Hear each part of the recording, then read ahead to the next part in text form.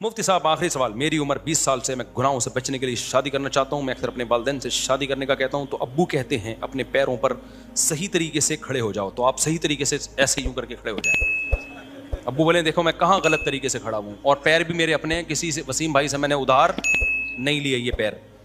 ایک ویڈیو بنا کے ابو کو بھیج دیں. اچھا میرے بھائی صحیح طریقے سے اپنے پیروں پہ کھڑے ہو جاؤ, پھر شادی کی بات کرو, جبکہ میرا اپنا ٹائلز اور ماربل کی دکان ہے. ابے میرے بھائی میں نے جب اپنی شادی کی ہے میری تو بہت تھوڑی تنخواہ تھی. آپ کا ٹائلز اور ماربل کا بزنس ہے, اگر میرا ٹائلز اور ماربل کا بزنس ہوتا میں چوتھی شادی پہلے کرتا. میں تو لوگوں کے حالات دیکھ دیکھ کے حیران ہو رہا ہوں یار. میں بتا رہا تھا نا, میرے بارے میں لوگوں نے مشہور کر دیا کہ میری یوٹیوب سے 1 کروڑ کی ارننگ ہے. تو اگر یہ جھوٹی خبر ہے, کاش یہ خبر میرے کنوارے پن میں جاری ہو جاتی, کیونکہ میرے بہت سے رشتے ارننگ دیکھ کے ریجیکٹ ہوئے ہیں کہ مفتی صاحب دکانیں پکوڑوں کی, دکانیں باتیں کروڑوں کی اور دکانیں پکوڑوں کی. تو ہم سے تو ہماری آمدن کا جو وہ تو اب اللہ نے مجھے الحمدللہ, میں یہ نہیں کہ کوئی غریب آدمی ہوں, اللہ نے مجھے مالی وسعت دی ہے الحمدللہ.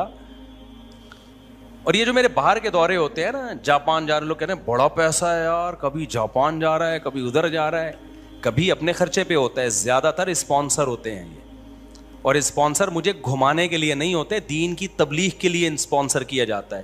اور اسپانسر کا مطلب آنے جانے کا کرایہ وہ لوگ دیتے ہیں جو بیانات کروا رہے ہیں تبلیغ کی نیت سے. باقی جو میں گھوم رہا ہوتا ہوں یہ غریبی ہے. جاپان میں گھومنے کے لیے نہیں گیا تھا, جاپان میں بیانات کے لیے گیا تھا, اور ایک دن میں 2 بیانات ہوئے ہیں. ہاں بیان سے فارغ ہوتے تھے تو گھوم بھی لیتے تھے.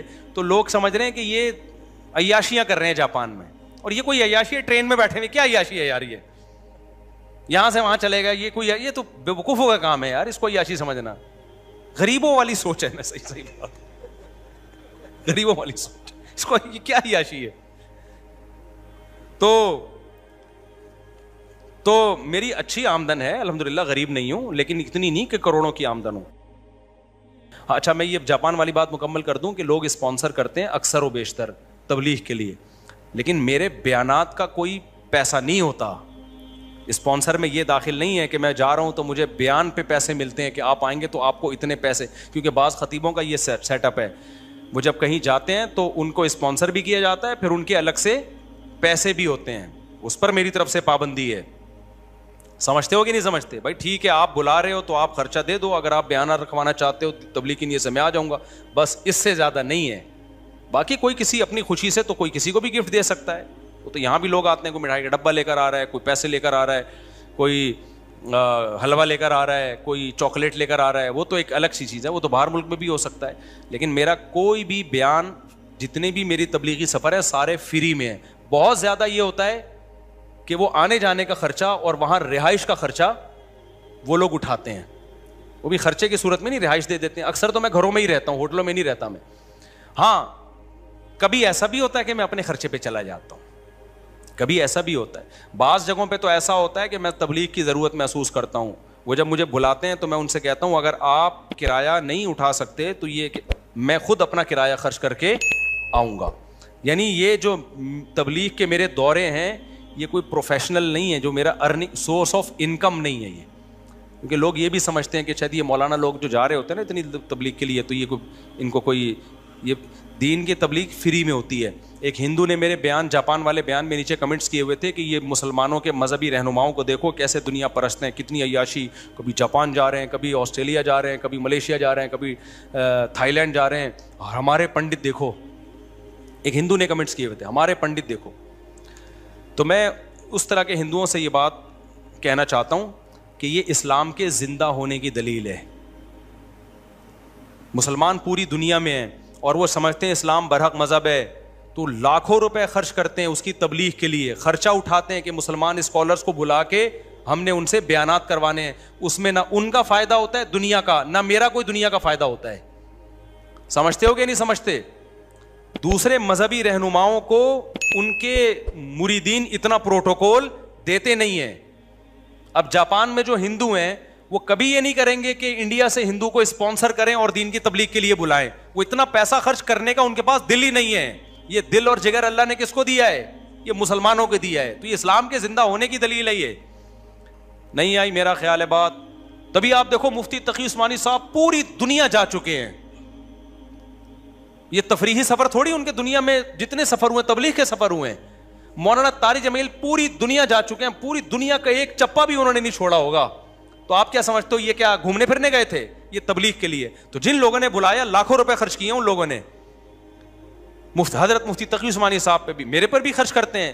تو تبلیغ یہ میرے پہ نہیں ہو رہی, یہ کس پہ ہو رہے ہیں؟ یہ اسلام پہ خرچ ہو رہا ہے. تو کسی اور مذہب کے حاملین میں اتنا جگر ہی نہیں ہے کہ وہ اپنے مذہب کی تبلیغ پہ اتنے روپے خرچ کرے. یہ مسلمانوں کو اللہ نے جگر دیا ہے, اور تھوڑے تھوڑے تاجر بھی ٹھیک ٹھاک خرچہ کر رہے ہوتے ہیں. سمجھ میں آ رہی ہے کہ نہیں آ رہی ہے؟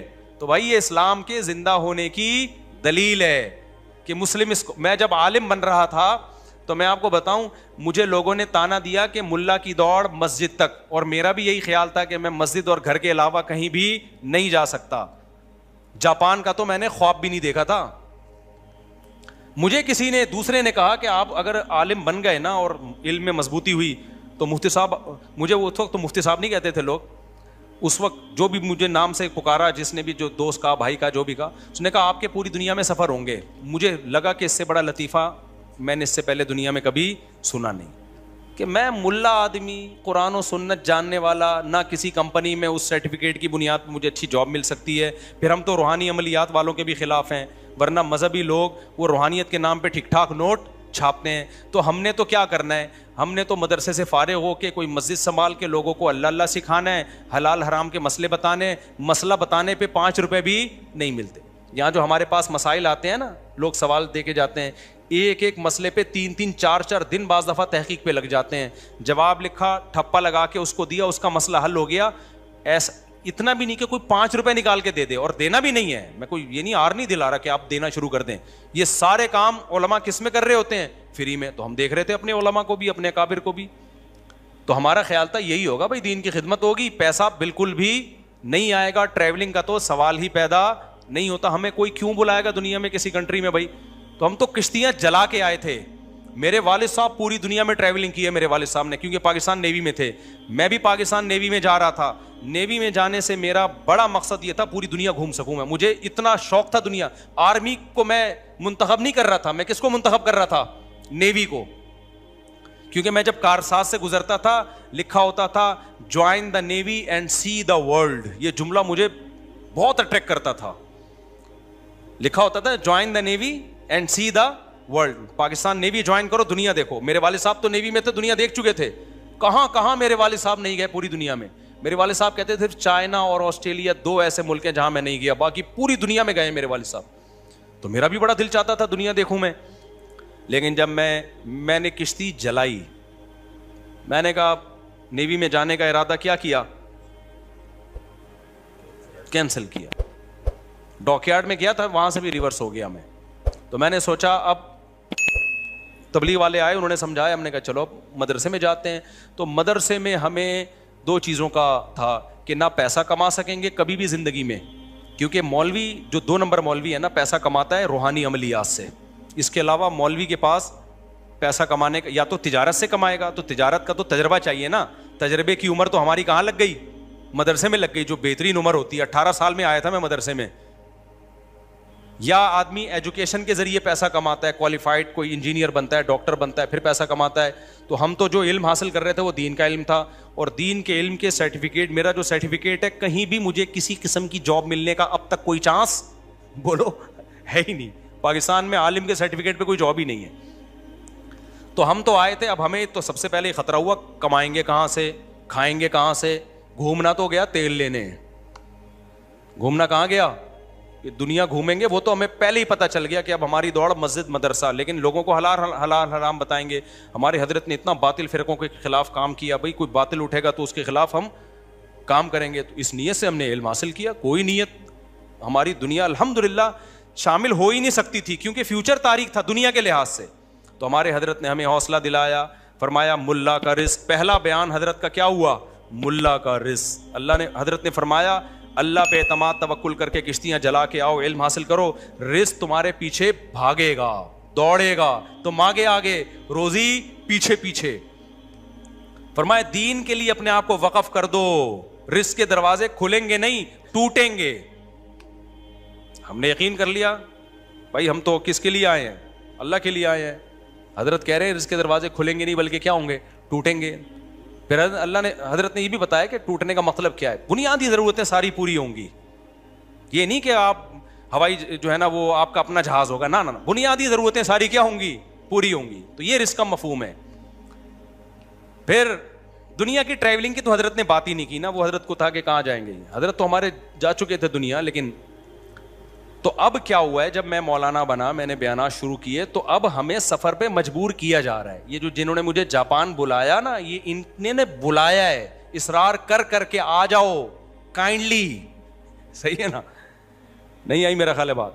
تو میں یہ کہہ رہا تھا میرے پاس ٹائم نہیں ہے، پلیز. اتنے فون ارشاد بھائی نے کیے ہیں، اس کے بعد جا کے میں نے ارادہ کیا چلو یار نکلتے ہیں. سمجھتے نہیں ہو بات کو. خرچہ بھی اگلا کر رہا ہے اور ہمارے نخرے دیکھو. ورنہ جاپان کا تو ویزا بہت مشکل سے ملتا ہے. انہوں نے کہا مفتی صاحب ویزا بھیجنا 100% لگے گا. پہلے تو میں اس لیے نہیں اپلائی کرتا، میں نے کہا ٹائم ضائع ہوگا، ایمبیسی جاؤ آؤ، جب میں نہیں جا رہا. انہوں نے اصرار کیا آؤ آؤ آؤ اتنا. پھر میں ٹکٹ بھیج رہا ہوں، ویزا میں لگوا کے دے رہا ہوں، آؤ. اس اتنا اصرار کرنے کے بعد جا کے میں نے اوکے کیا، چلو ٹھیک ہے.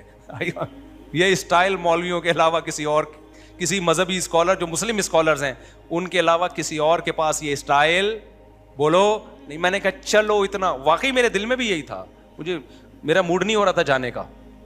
میں نے کہا جائیں گے، ویزا لگوا دیں گے، بعد میں کبھی موقع دیکھیں گے جائیں گے. انہوں نے کہا نہیں. اتنا اصرار کر کر کے بلایا.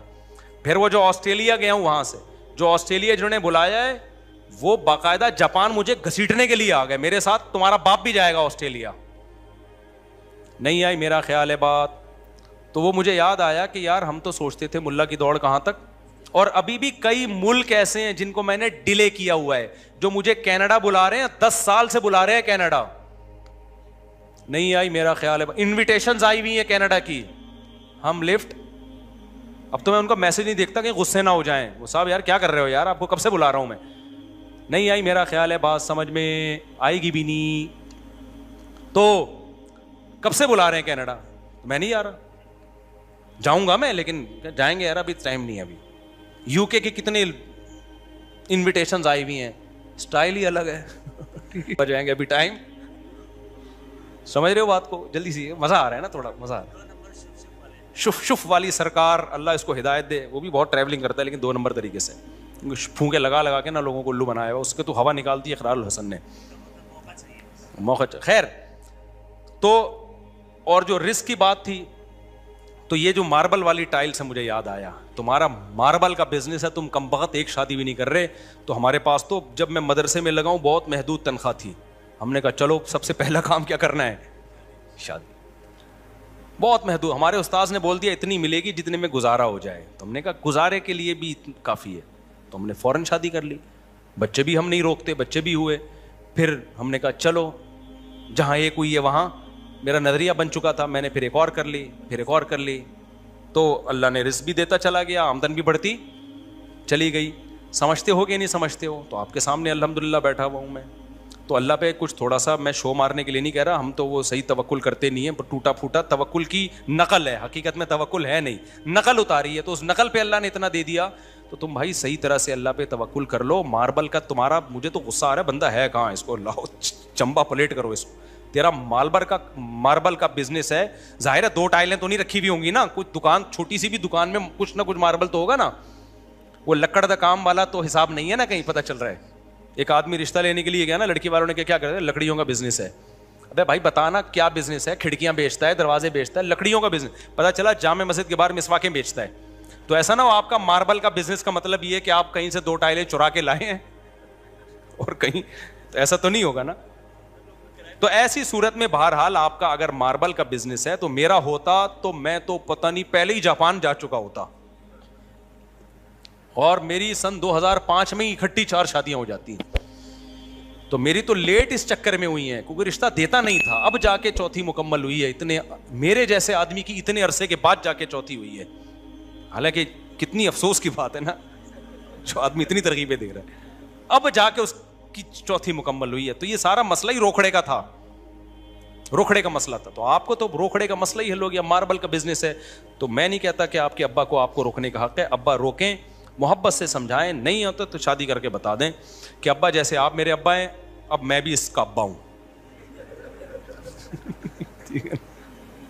تو پوتوں سے نا ابا کو فطری محبت ہوتی ہے. جب وہ پوتے کو دیکھیں گے نا دادا کو بڑی محبت ہوتی ہے. یہ بہت اللہ نے پیارا رشتہ بنایا نانا نانی دادا دادی کا. میری بھی نواسی آتی ہے نا, چھوٹی نواسی ہے, تو میں آپ کو بتاؤں مجھے اپنے بچوں سے جتنی محبت ہے نا میں اس سے بھی اتنی ہی ہے. بلکہ اس میں ایک مزے کی چیز یہ ہوتی ہے کہ رسپانسبلٹی ہماری نہیں ہے. اپنے بچوں کی تو ٹینشن بھی ہم نے اٹھانی ہے نا, پوتے نواسوں کی ٹینشن آپ کی نہیں ہے, صرف محبت آپ دو ان کو. ٹینشن کون اٹھائے گا؟ اس کی ماں اور اس کا باپ. یہ ایک الگ سے سہولت اللہ نے دی ہے. تو جوانی میں دادا بنو, جوانی میں نانا بنو. سمجھتا نہیں ہے نا بات کو.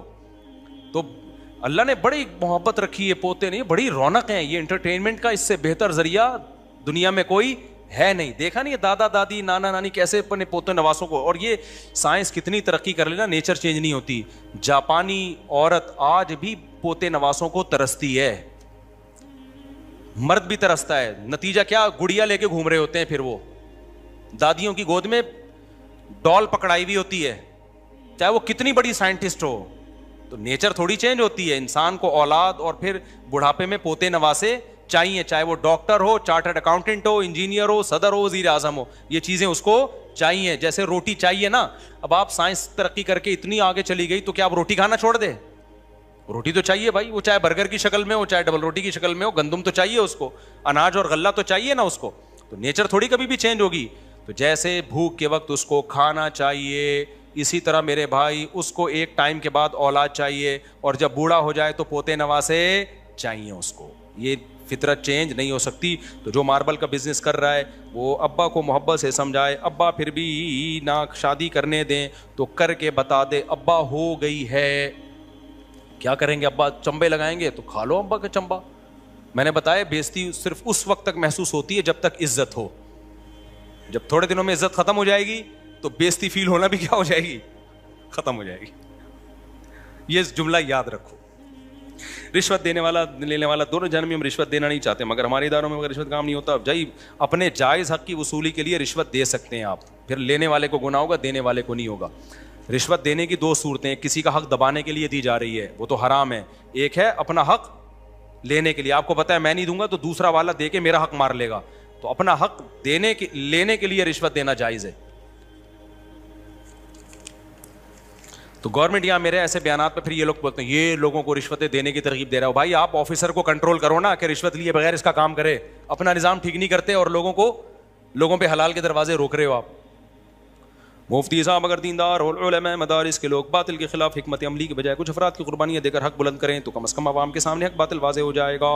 دیکھو قربانیاں دینے سے اگر حق باطل واضح ہو اور چینجنگ آنے کا امید ہو تو پھر قربانی دینی چاہیے. لیکن اگر قربانی دینے کا نتیجہ یہ نکلے کہ 4-6 آدمی جو ذرا جوشیلے کچھ کر سکتے تھے وہ بھی ضائع ہو جائیں گے اور اب یہ آواز بالکل ہی دب جائے گی, تو پھر ایسی قربانی دینا جائز ہی نہیں ہے. جیسے مکہ میں نبی صلی اللہ علیہ وسلم کو لڑنے پر اللہ نے پابندی لگائی تھی کیونکہ لوگ تھوڑے تھے اور کفر کا نظام بہت مضبوط تھا. اللہ نے جہاد پر پابندی لگا دی, احتجاج پہ پابندی لگا دی کہ صرف صبر کرو. وجہ اس کی ہے کہ اگر وہ آواز اٹھاتے تو وہ سب کو قتل کر دینا تھا ان لوگوں نے, تو بالکل ہی آواز دب جاتی. تو کہا کہ بس صبر کرو, محبت سے تبلیغ کرتے رہو. اس کا اثر یہ ہوا مدینہ میں اللہ نے حالات پیدا کر دیے. تو گراؤنڈ ریئلٹی کو دیکھ کر ہمیں قربانی دینے کا حکم ہے. ایسی قربانی دینا جو گراؤنڈ ریئلٹی سے میچ نہیں کر رہی, ایسی قربانی کو اسلام جائز نہیں سمجھتا. مجھے لوگ اکثر کہہ رہے ہوتے ہیں آپ فلاں کے خلاف بیان دو, آپ فلاں کے خلاف بیان دو. پھر جب میں نہیں دیتا تو کہتے ہیں آپ ڈرتے ہو. میں کہتا اللہ کی قسم نہیں ڈرتا. کبھی میرے ساتھ چھاؤں میں آ کے بیٹھو, میں اپنی بہادری کے کچھ واقعات انشاءاللہ آپ کو سنا دوں گا جو ممبر پہ نہیں سنا سکتا. الحمدللہ میں نے کہا میں نہیں نہ جان سے ڈرتا ہوں ان چیزوں میں, حق بیان کرنے میں, نہ کسی اور چیز سے. بڑے دعوے نہیں کرنے چاہیے لیکن مجھے ایسا لگتا ہے, شاید میں جھوٹ بول رہا ہوں لیکن ابھی تک فیل ایسا ہو رہا ہے. تو میں نے کہا لیکن آپ جو کہہ رہے ہو نا فلاں کے خلاف بیان دو, میں نے بیان دے دیا نا تو ہوگا یہ کہ میرے بیان سے ہونا کچھ بھی نہیں ہے, لیکن مجھے وہ نقصان ہوگا کہ جو بیان پھر میں دے سکتا ہوں اس کے بھی قابل نہیں رہوں گا میں.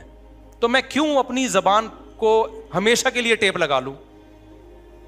تو ایسا کام قربانی وہ دو جس میں آپ کی قربانی سے فائدہ ہو مذہب کو, لوگوں کو. جب آپ کی قربانی سے سوائے آپ قربانی کا بکرا بننے کے اور کچھ بھی حاصل نہیں ہو رہا, تو ایسی قربانی دینا پھر جائز ہی نہیں ہے. سمجھتے ہو کہ نہیں سمجھتے ہو؟ دیکھو قرآن مجید میں اللہ نے بیان کیا, جو میدان جنگ میں منہ موڑے گا نا تو اس پر اللہ کا غضب آئے گا. یہ قرآن کی آیت ہے سورہ انفال کی. وَمَن يُوَلِّهِمْ يَوْمَئِذٍ دُبُرَهُ إِلَّا مُتَحَرِّفًا لِقِتَالٍ أَوْ مُتَحَيِّزًا إِلَىٰ فِئَةٍ فَقَدْ بَاءَ بِغَضَبٍ مِّنَ اللَّهِ, وہ اللہ کے غضب کو لے کے لوٹے گا. اس آیت کی بیس پر پوری امت کا اتفاق ہے کہ میدان جنگ میں جب آپ اتر گئے تو آپ کو قربانی دینی پڑے گی. جان کے خوف سے آپ بھاگ نہیں سکتے. لیکن دوسری طرف فقہاء نے اس آیت کی تفسیر میں لکھا ہے کہ اگر آپ کو یقین ہے کہ میں بالکل اکیلا ہوں اور میرے قربانی دینے سے صرف میرے مرنے کے علاوہ کچھ بھی حاصل نہیں ہوگا, تو پھر بھاگنا جائز ہے, بلکہ واجب ہے. کیونکہ پھر آپ کے نقصان سے آپ کی قوم کا نقصان ہے. ایک مجاہد کم ہو جائے گا, ایک فوجی کم ہو جائے گا. ایسے موقع پہ کیا, کیونکہ یہ جان بچانے کے لیے بھاگنا نہیں ہے, بلکہ اپنی آرمی کو, اپنے جو فوج ہے اس کو کمزور ہونے سے بچانے کے لیے بھاگنا ہے. سمجھ میں آ رہی ہے بات کہ نہیں آ رہی ہے؟ لہذا میدان جنگ میں کوئی اکیلا رہ گیا ہے نا اگر, اور قرآن نے بھی اس کا ذکر کیا متحیزن الی فئۃ, کہ اپنے جو لوگ ہیں نا ان کی چھاؤں لینے کے لیے بھاگ رہا ہے اگر, تو پھر جائز ہے. کیونکہ پھر اکیلا رہنے میں آپ کتنے لوگوں کا نقصان کر دو گے؟ ایک اکیلا آدمی 6 آدمیوں کا مقابلہ تھوڑی کر سکتا ہے, تو وہاں بھاگنا ہی ضروری ہے. وہاں کوئی کہ میں اپنی قوم کے لیے قربانی دوں گا, تو کوئی عقل مند کہے گا یہ اس قربانی کا تیری قوم کو کوئی فائدہ نہیں ہوگا, بلکہ قوم کا تجھ پہ جو خرچ ہوا ہے نا تیری شہادت سے وہ سارا خرچہ ضائع ہو جائے گا. قوم بھی یہ چاہے گی بھائی تو بھاگ کے آ جا. تو ایک آدمی 6 سے تھوڑی مقابلہ کرے گا, تو مقابلے میں 2 سے کر سکتا ہے, 3 سے کر سکتا ہے, بہت 4 سے کرے گا. 6 ہو گئے تو اس کا مطلب ان کا کچھ نہیں بگڑے گا, یہ کیا ہو جائے گا؟ شہید. اور قرآن نے بھی اس کا تذکرہ کیا ہے کہ دشمن تم سے دگنا ہو تو تم نے لڑنا ہے, اگر دگنے سے بھی زیادہ ہے تو سورہ انفال میں اللہ کہتے ہیں پھر جہاد نہیں ہے.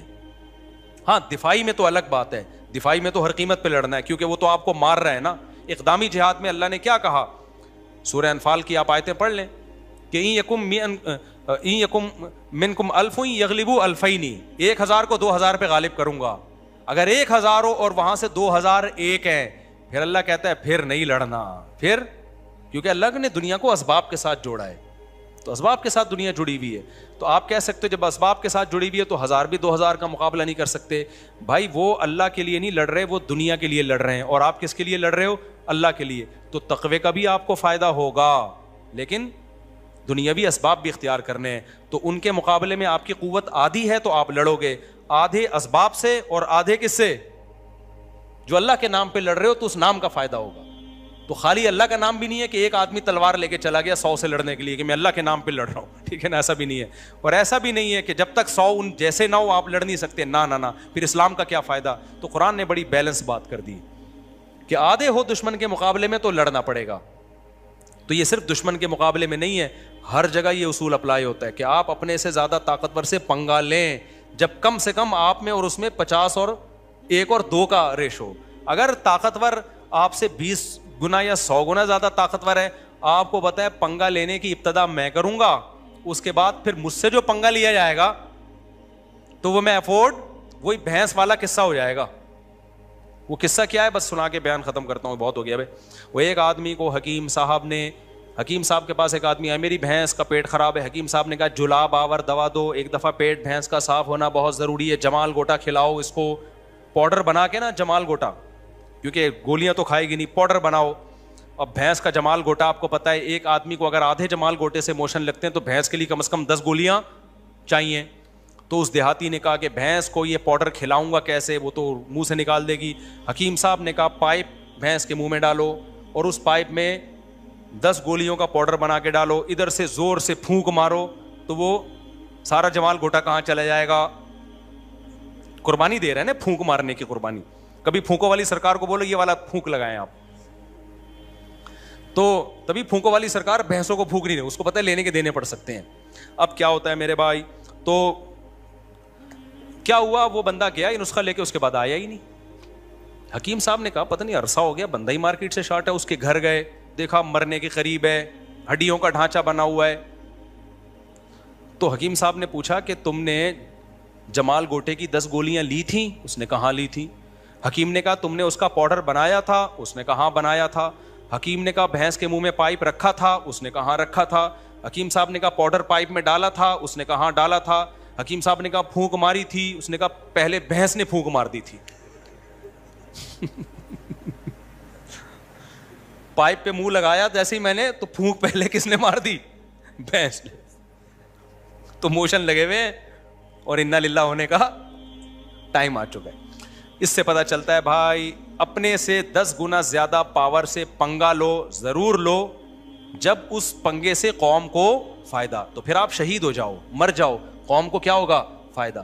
لیکن اگر قوم کو فائدہ نہیں ہو رہا, آپ کو شہید ہونے کے علاوہ کخ بھی حاصل نہیں ہو رہا, تو پھر یہ حماقت مت کرو, ورنہ وہی قصہ ہوگا کہ بھینس نے پہلے پھونک لگا دی.